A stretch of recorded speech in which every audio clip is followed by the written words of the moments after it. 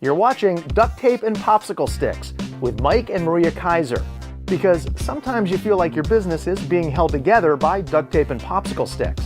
On this show, you're not going to hear the latest business fad. You're going to get useful information that you can apply to your own business right now. Hello and thanks for watching another highly questionable episode of Duct Tape and Popsicle Sticks. I'm Mike Keiser along with world-renowned piranha charmer Maria Keiser. How are you today? Well, they're far less snappy and grumpy when you're around, so you're doing something, right? Flute. Yeah. Wow, so people that watch this for the first time must just be scratching their heads, like, what are we doing here? I think people who watch it often are scratching their heads. But I know, I even do. But anyway, you and I were talking the other day about a few people that we've worked with that they were really bad, let's just say it this way, they were really bad at closing deals. Mm-hmm. And in some cases even would borderline refuse to go out and sell. Yeah.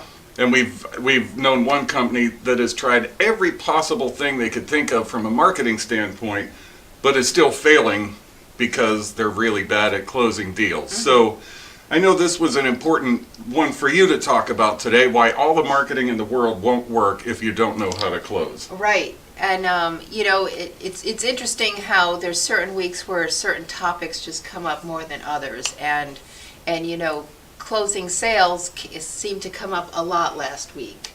And, I would say based on experiences and conversations, the four things that really are the ingredients to closing a sale are: one, assume the sale when you walk in. When you show up with that kind of confidence, it really makes a difference. Be confident in the way you talk about your product. And here's a key one that a lot of times people do miss out on is, always, there's the always be closing.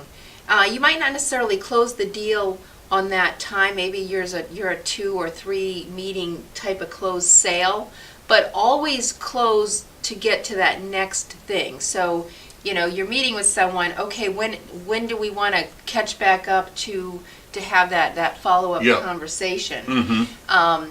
And the fourth thing is being consistent in your activities. The consistency in activities will develop more of those conversations, so you can assume the sale, be confident about what you're talking about, and get to that next step. Very well said. Yeah. But as you're seeing, it gets lost a lot. Right, and it seems like we get to that point, and it's like, oh, do I pull the trigger? I don't want to be too pushy. But don't worry about being pushy, because if somebody contacted you about buying that thing, then they want to buy it. So know what you charge. I mean, that's a huge thing. I mean, how often it's like, well, I got to go back and work up the prices. You know what? Have a price. Be secure in your price and get that proposal quickly. Right. People don't want to wait a week, 2 weeks for the answer to their question. Be ready to close that sale at all times. There you go. Very well said. Yeah. I think once you say something, there's really nothing else to be said about it. So, very well done. It's that piranha charmer that kind of comes out in everything. Precisely.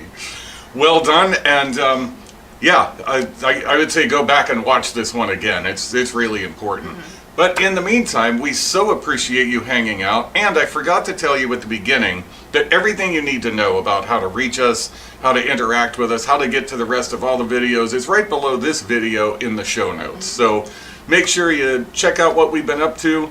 In the meantime, you have been watching Duct Tape and Popsicle Sticks, where we make your business better 3 minutes at a time. Ciao for now. You're watching Duct Tape and Popsicle Sticks with Mike and Maria Keiser.